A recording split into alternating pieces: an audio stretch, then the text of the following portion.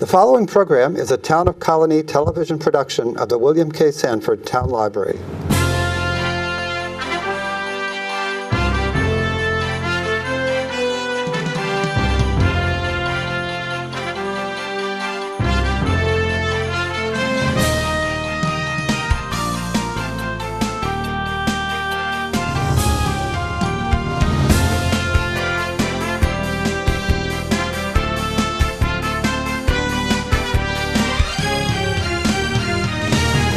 Welcome to Albany County News. I'm Mary Rozak, the Director of Communications for Albany County. And in the next 30 minutes, we're going to talk about the Albany County Youth Bureau. And hopefully you will find the information interesting and perhaps something that you and your family can be a part of. So joining me today is the Executive Director, the brand new Executive Director of the Youth Bureau, Nicole Ward. Nicole, welcome. Thank you. Let's talk about, you are new to the Youth Bureau. Well, you've been on the job now for several months with the Youth Bureau. The Youth Bureau is part of our Department for Children, Youth, and Families. So talk to me a little bit about your background, because this is not your first foray into working with kids. I have a degree. I have several degrees in education. I did come right out of college and start teaching high school history. I taught. What was that like? That was interesting. Getting right out of college, and you're teaching kids that are not that much, younger than you are. Luckily, I was teaching freshmen and sophomores, so it wasn't too there wasn't too close of an age gap. But my sister actually was a senior that year, and that was interesting, having some of her friends in the same school when I was teaching there. But wow. It was great. I taught 10th and 11th grade global history, and I had a section of 9th grade English. So a little bit different than running a youth bureau, but you certainly have the experience there, being in the school setting. What's the biggest difference though between leaving a classroom and actually being in an administrative position for you? Well, both you need good time management. Both you need to be organized and to have a plan. But being an administrator, there's a lot of alone time. I'm not necessarily always with youth. When I do get to go out, I get to go out and observe a lot of the youth programs. It's actually nice to be back into that. I went to one program and got to sit down on the carpet and hang out with the preschoolers, and it was nice going back to that. I find a lot of the time I'm entering things into the state system and making sure that our programs are running smoothly and efficiently and doing what they're supposed to be doing to make sure our youth are engaged and safe. So, the mission of the Bureau is to really to fund, to development, to plan those, and work with partners. Really, as you said, you're doing a lot of administrative, and it's our partners that you're visiting and working with that are doing the programs. Yeah, we have right now 58 different programs that spread out essentially throughout the entire county. We have programs in the hill towns, we have programs in the cities, we have programs in the suburbs. We have programs that take place from January to December, and then there are some that take place in the summer when the youth are out of school. We just conducted an annual report of all the different programs, and number-wise, we helped essentially 13,000 youth in Albany County this year, which is a great number. Yeah, it's a nice number. When you sent that to me, I said, "Wow, that's a lot of participation in various programs." And the programs are run the gamut. They're summer rec programs. There's summer rec programs. There's learn to swim programs. There's after school programs, dance programs. There are programs for youth that are transitioning out of the jail, out of the Albany County Jail. There are programs for youth to help combat anger management. So there are ones to help prevent, and then there are ones that if the youth got caught up in the system, to help them change behavior and come out and move on. I know there are other things, substance abuse programs and things of that nature. Some of them, do have an overlap and deal with families. Mm-hmm. So what do you find when you have 58 programs? I mean, that's a huge number to get your arms around, right? And I know that right now, by the time this airs, it will be too late to apply. But I know right now there is an application, a funding process underway. For agencies, for organizations. 501c3s, yeah. Right. To apply for funding from the Youth Bureau. Talk to me about that. The county receives money from the state's Office of Children and Family Services. Each county throughout the state has to have a youth bureau. So this is mandated. Yeah. Okay. And depending on the size of the county, you either have to have a full-time youth bureau director, or some counties it can be a part-time youth bureau director. Luckily in Albany County, I'm a full-time, and then we also have someone that's in the youth bureau that's part-time. Okay. And she handles our runaway and homeless youth programs. When we're talking about the funding and the applications, all these applications that come in, you get them. You're it. Right? I'm it. The state has a system that I have to enter them into. It's a 6 or 7 page process, and then they have to present a budget also. We go through those. We enter them into the state system.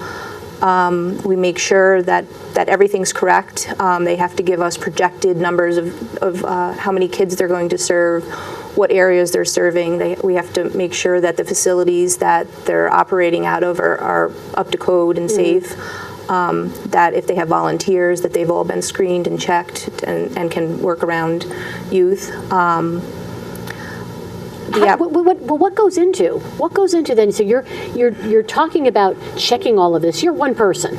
So as these applications come pouring in, I'm assuming they come flooding in because once somebody has, I would think, once someone has gotten funding, they want to get it again, and then more people hear about it and they apply for funding. As you're looking at all the check boxes that you need to check off, do they have this, do they have that?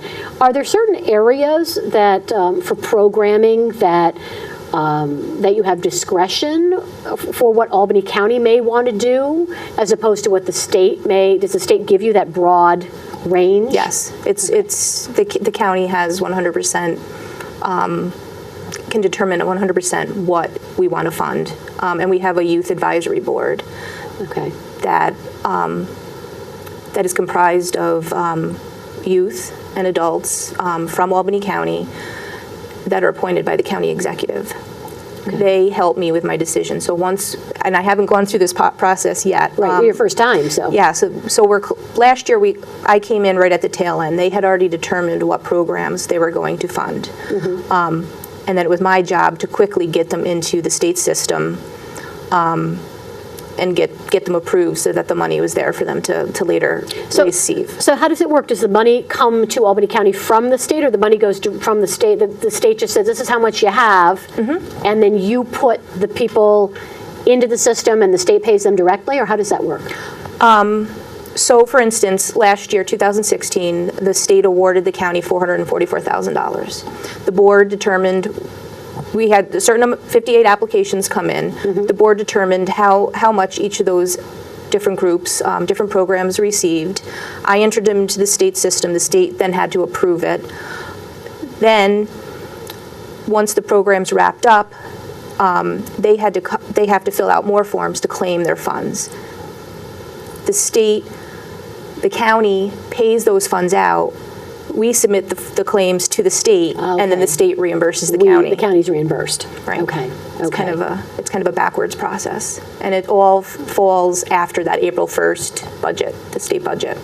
Okay. So we don't know what our 2017. We have an idea of what our 2017 funding is going to be, but it's determined on the legislature and the governor passing the state budget. So you find out after the state budget is passed, and then you can make your determinations. Okay, so the applications come in, you're not really sure, but then you find out. So how long does the process take with the advisory board? I would think it takes a while to review all of those applications and make those determinations. Applications are already coming in. We have an advisory meeting next week. I'll bring those 10 or 11 that have come in and let them look them over, see if they have any issues with them that I might need to go back to the program to clarify. And then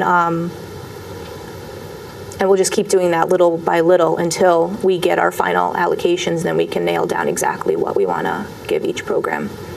Last year, many of the programs were repeat. The state didn't increase our funding from 2015 to 2016, so those they got essentially the same amount. So you let it ride. And you may be too new to know this, but are there instances where there's so much competition and there are new programs that apply that sometimes someone who has gotten funding in the past is They try passed to over? fund everybody. Okay. Which is interesting for me. I want to go out and try to attract new programs. We don't have too many arts programs. We have one dance program. So I'd like to go out and attract some new arts program, but I don't know if we're going to get any increase in funding. You don't want to necessarily take someone else's funding away. Double-edged sword. Yeah. Yeah. So how do you find those new programs? Like if you're saying, okay, I'm looking over what our portfolio is already of what we've had. How do you find those new programs? Luckily, I've lived in Albany County my entire life, so I know some good programs. We've been going out and talking to two programs that we're funding, and they might have a suggestion and say, we worked with this group, that it might be someone good, and just throwing it out there on our website and hoping someone sees it and inquires. And of course, doing programs like this, right? It's all about the marketing, right? So let's talk about some of you're talking about some dance. What other kinds of things might you like to see, or what is already in, as I keep referring to as the portfolio of some of those programs? Some of the programs that we're funding right now are we give money to the Albany PAL. The Police Athletic League. Police Athletic League. Trinity Alliance has quite a few programs. Each of our municipalities, I think all but 2 or 3 have applied for funding, and they all have different programs from nutrition to recreation to learn to swim. These are after-school programs also, right? Programs. I know in Bethlehem there's a couple of programs for before school, after school, just a spot where kids can drop in to stay out of trouble if they don't have any place to go after school. So it's not always necessarily totally formal. Sure. A lot of the ones with younger kids are pretty structured and pretty formal. The South End Children's Cafe, which is which is really a neat place. Yeah. It serves the South End. It's right near Giffen Elementary School, right near DMV. The kids come in. They're excited. The day we went, Cornell Cooperative Extension was there, and they were making smoothies. They came in, they did their homework. There were volunteers that were helping cook. It was a great program. It's a neat place. The county executive actually recognized one of the student volunteers there. It was very cool because he goes in there and helps the other kids, and they have dinner together. They have a snack. They have dinner. They do all kinds of neat things. So it's very interesting place.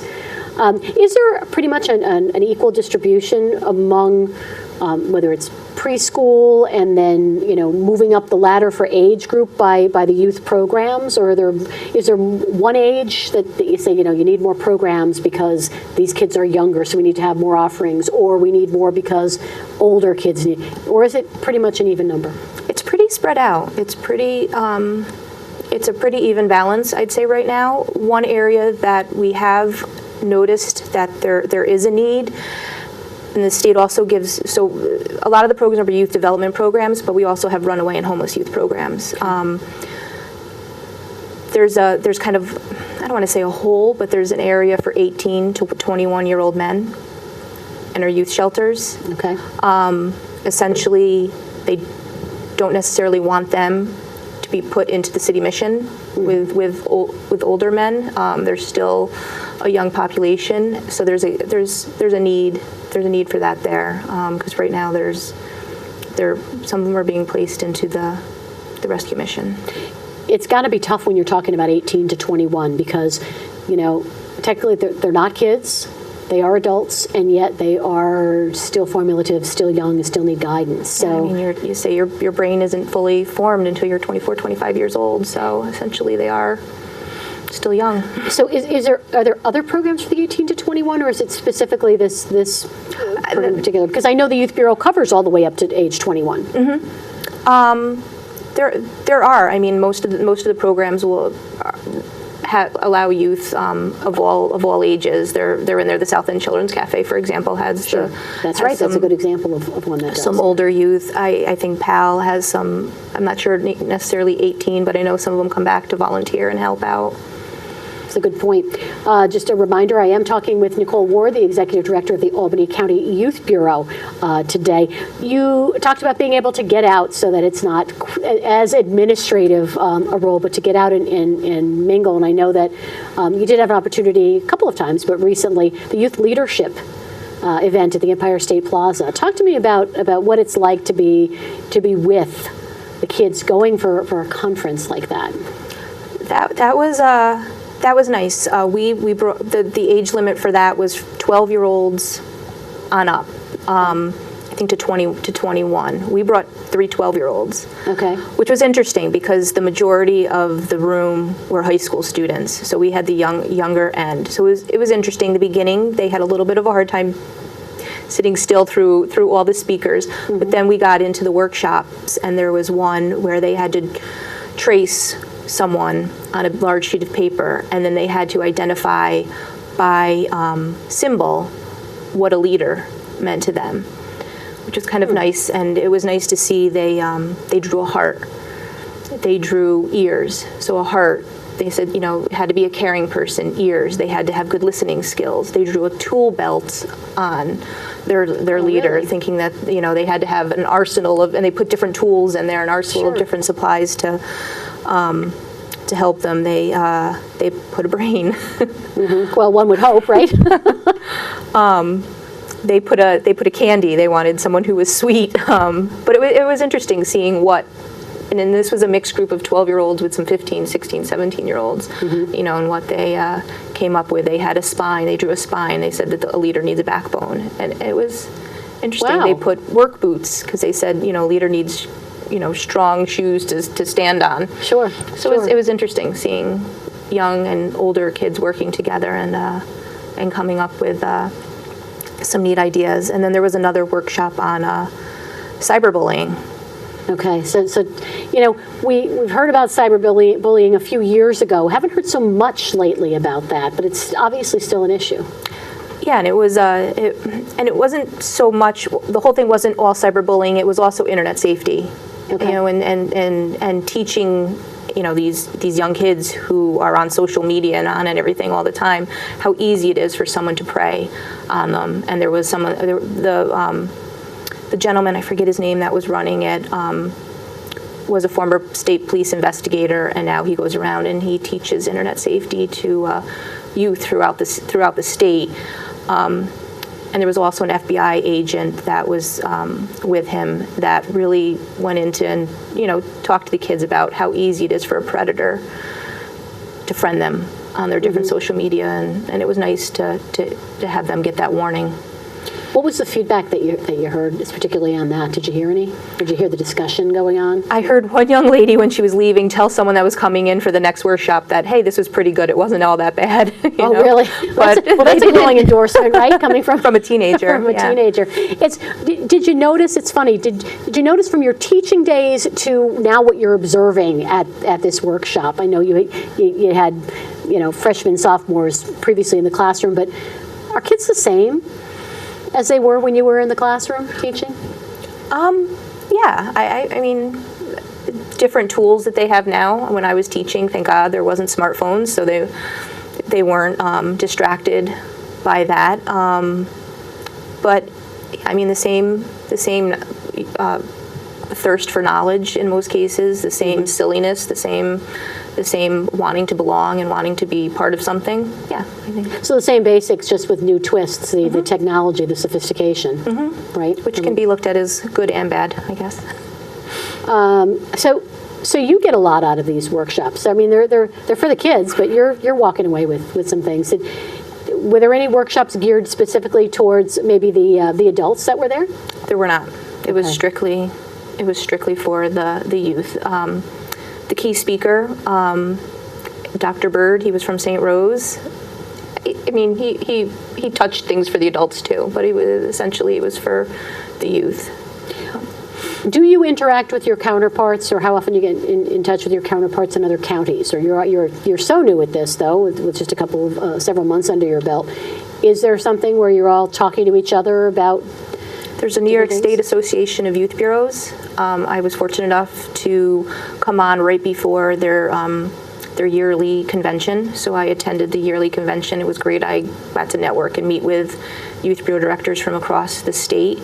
Once a month, I also attend a meeting with Capital District youth bureaus. So I meet with, I think it's Greene, Saratoga, Rensselaer, and then two from our municipalities, Colonie and Cohoes and stuff, attend these different meetings. But that's been a wealth of knowledge because some of the people have been there for numerous years. What are some of the things that come out at those meetings, or what are some of the high end topics? Are there common threads? Is it funding? Is it programs? Is it what? Funding, I think, is always an issue. We're pretty fortunate in Albany County. We get a large amount of funding. Some of the smaller counties get a fraction of what we get. Some of them get enough for what we fund one program. You probably look for ways to. I'm guessing look for ways to share different ideas with. Youth Bureau is small. You're 1.5 people, right? Yep. The luxury of that in other counties, I would assume. I mean, there's probably just one person in the other. Some of them is one, and then some that are small, ironically, have a few different people in their youth bureaus, and then some have volunteers that also will come in and. Oh, that's help interesting. Out too. Yeah. How much involvement do youth bureaus have actually with the schools themselves? Do you have interaction with any of the school districts directly? I do, because we just wanted to do a needs assessment, and so myself and Maura O'Brien, who's our Runaway and Homeless Youth Coordinator, reached out to all of the high schools and some of the middle schools in Albany County to ask some questions and to assess their needs for the runaway and homeless youth, to see if those students are being identified and where they're sending them and what they're doing to try to help them. Because I guess my question gets to the point that maybe some of their input into what programs maybe would benefit would seem to if they showed an interest or had an active involvement in that. You got a couple of things coming up. You have a Youth Recognition Awards. The Youth Recognition Awards dinner. The brochure with the nomination form is coming out shortly. It's June 7th. It takes place at St. Anne's Institute. We will have 5 middle schoolers and 5 high schoolers for different categories. We have a most improved. We have a Lieutenant John Finn. And I'm totally going blank on the other 3. But that's okay. I have had the privilege to go to that event over the last 5 years that I've been with the county, and it's truly inspiring. It's a great program. It's honoring kids that might not necessarily have ever been honored. We do send it out to all of our DCYF staff so that they can nominate foster kids that are in our foster care system. Youth that are in some of our shelters that are doing wonderful things. So it's a nice opportunity to honor them.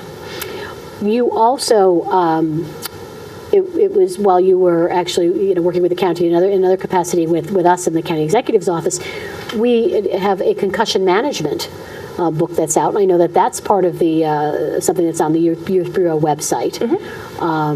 What is your interaction, or is there a crossing with the Recreation Bureau at all in any of the activities that you do in your functions? I was actually out at the Recreation Bureau yesterday. I was talking to the Commissioner, John D'Antonio. We're trying to come up with an educational component to help out at the different recreational programs.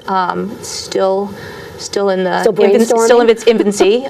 We haven't totally nailed down exactly what we want to do, but we're we're looking at that. We're also looking at the programs that are already funded through the Youth Bureau and making sure that we're not duplicating anything with the Recreation Bureau, so that we can open up some funds for other new programs to come in. But it's a great new department that the Recreation, I keep wanting to say Bureau, but department.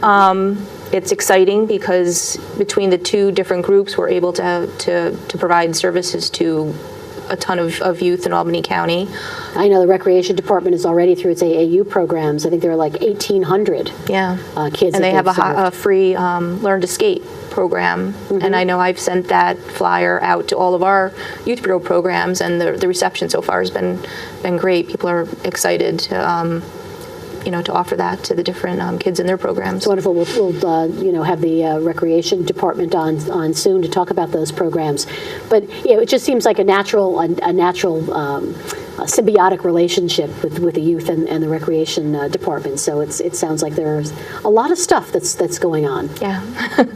So what is your favorite thing now about being executive director of the Youth Bureau? We've got about 2 minutes, so I'll let you talk about what you like best. I think I like going out and looking at the programs and actually seeing the youth that we're serving and that we're helping. To see the kids running around, to see them listening to a story, to see them learning something, even to see some of the ones that we went and visited the jail program, and to see some of the ones that are trying to do better. There's some great programs. There's great people running these programs, people in most cases who aren't making a lot of money, who are making a huge impact on these kids' lives. What's your goal in this first year? To get through the first year and see everything once, and then see how we can build on it, how we can expand on it, and what we can do better. Is there any way to get more money for those new programs that you want? What happens at the state level? Is there a lobbying that can be done? Actually, on Tuesday was Youth Lobbying Day. Our youth were a little bit too young to do that, but other youth from across the state went to their different representatives and lobbied for youth funding, for after-school funding, for program funding, for youth development, for runaway and homeless youth, for all the different funding. Well, it sounds like you are certainly, you've got a lot cut out for you in this first year, and going through all those applications, which you will be doing for the funding. I thank you for stopping by today and talking about the Youth Bureau. If anyone wants any further information, Nicole Ward, the Executive Director of the Albany County Youth Bureau, and you can find out by going to our website, which is albanycounty.com.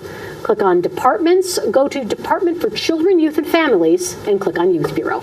I'm Mary Rozak with Albany County News. We'll see you again soon.